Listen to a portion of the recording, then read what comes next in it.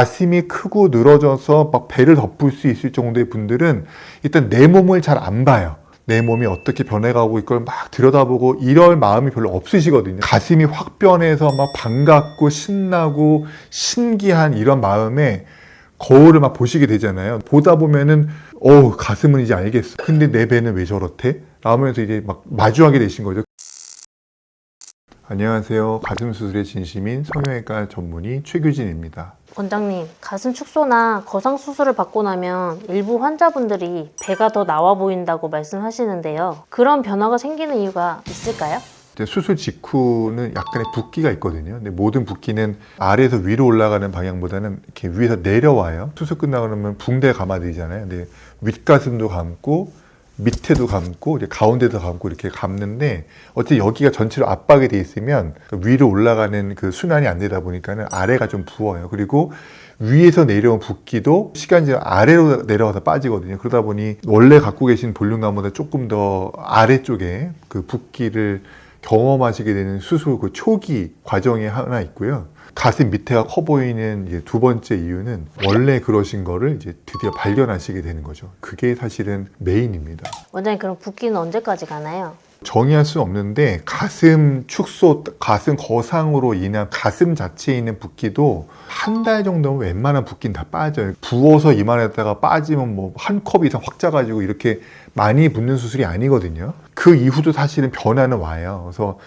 6개월째가 다르고 1년째가 다른 걸 여러분이 경험하고 계실 텐데 붓기가 계속 빠져서 6개월째, 1년째가 바뀌는 게 아니고 가슴 위축 현상이 오죠. 우리가 수술하면서 당겨놓고 뭐 또 피가 나서 지혈하고 이런 부위들의 조직들이 내 몸에서 살아남지 못하는 조직은 이제 퇴화가 되면서 없어지는 거. 위축이라는 반응이 오면서 붓기와는 다른 기전으로 또 가슴이 조금 더 작아 보이거든요.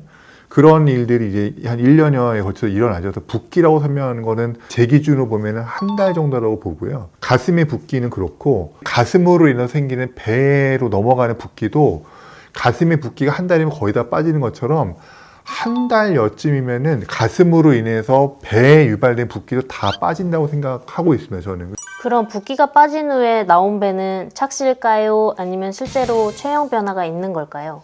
그게 착시라고 말하기는 어렵고 발견하지 못했던 배를 보시는 거거든요. 모든 분이 다 똑같은 체형은 아니지만 저한테 이제 축소나 거상을 받으러 오시는 분들이 대부분 가슴이 이렇게 크고 길잖아요. 그러니까 배를 덮고 있죠. 대부분 배가 가려져 있어요, 가슴에. 그러니까 그런 정도의 체형이면 가슴에 맞게 옷을 입다 보면 되게 큰 사이즈 옷을 입게 돼요. 그러면은 나머지 체형에는 굉장히 넉넉한 핏이 되는 거예요. 그러다 보니 내가 좀 비만하다는 사실을 잘 인지가 안 돼요. 그리고 가슴이 크고 길다 보니 살을 빼려 노력하기가 좀 힘드세요. 왜냐면 운동하려고 해도 가슴이 막 출렁거리고 맞는 운동복을 찾기도 힘들고 용기를 내서 운동복을 입고 운동하러 가셔도 이 시선이 느껴져서 불편하고 그러다 보니까 잘 안 가게 되고 안 하게 되고 그 모든 걸 다 뛰어넘고 용기 있게 하셔도 실제로 운동하다 보면 너무 힘이 들고 이 가슴이 아프기도 하고 불편하고 땀차고 막 무겁고 그러니까는 실제 운동량보다 더 힘이 들고 그러다 보니 건강한 체형을 만들기가 참 어려우세요. 그런 상태에서 수술을 받으시면 당연히 비만이 해결된 건 아니잖아요. 근데 가슴이 몇 시간 만에 갑자기 확 짜가지고 확 올라가고 이렇게 업된 상태로 나오신단 말이에요. 그랬더니 가슴으로 인해서 가려서 잘 안 보게 되던 내 배가 드디어 보이게 되는 거죠. 가슴이 크고 늘어져서 막 배를 덮을 수 있을 정도의 분들은 일단 내 몸을 잘 안 봐요. 내 몸이 어떻게 변해가고 이걸 막 들여다보고 이럴 마음이 별로 없으시거든요. 제가 많은 상담을 하다 보면 어떤 분들은 이렇게 눈을 감고 샤워하는 분들도 계시대요. 몸 보기가 싫어가지고. 그리고 옷을 갈아입을 때도 거울을 안 보시는데 내 몸 보기가 싫어서.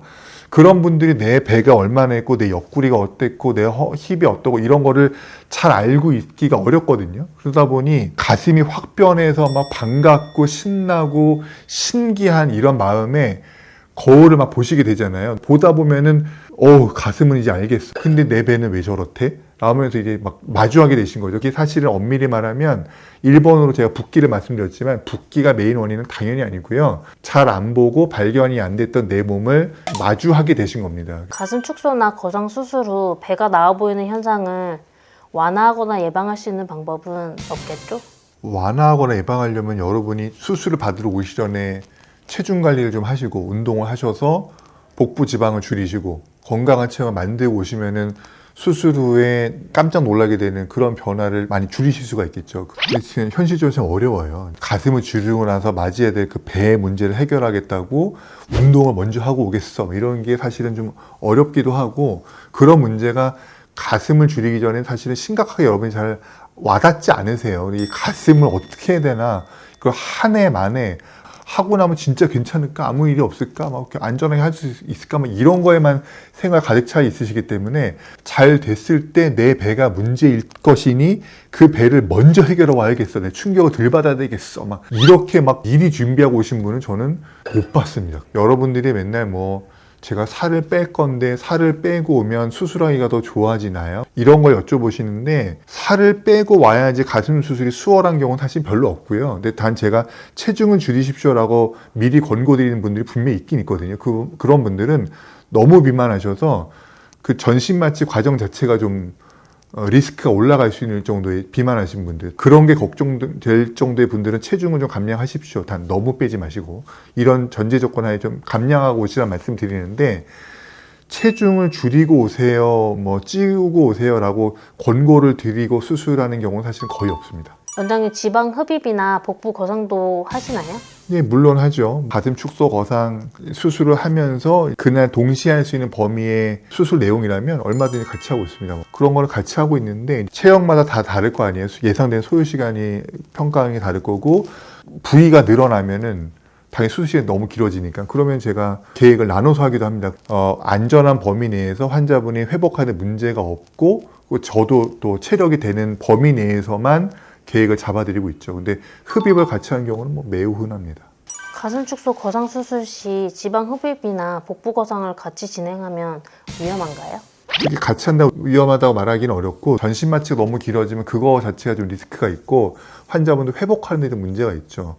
그리고 가슴을 이제 관리해야 되는 큰 숙제가 남았는데 복부 거상을 또 너무 본격적으로 해버리면은 위아래를 동시에 관리해야 되거든요. 뭐 허리를 못 펴고 가슴도 흔들리면 안 되고, 뭐 이걸 피주머니가 위아래로 달려있고, 그게 너무 또 힘들고, 그래서 너무 본격적인 복부 거상을 장시간에 걸쳐서 해야 되는 거는 저도 좀 피하고 있고, 회복이 너무 오래 걸리지 않고 환자분 수술 시간도 너무 이렇게 길게 추가되지 않는 그런 정도의 복부 거상이라면 뭐 같이 하셔도 큰 위험성이 증가된다고 평가하진 않습니다.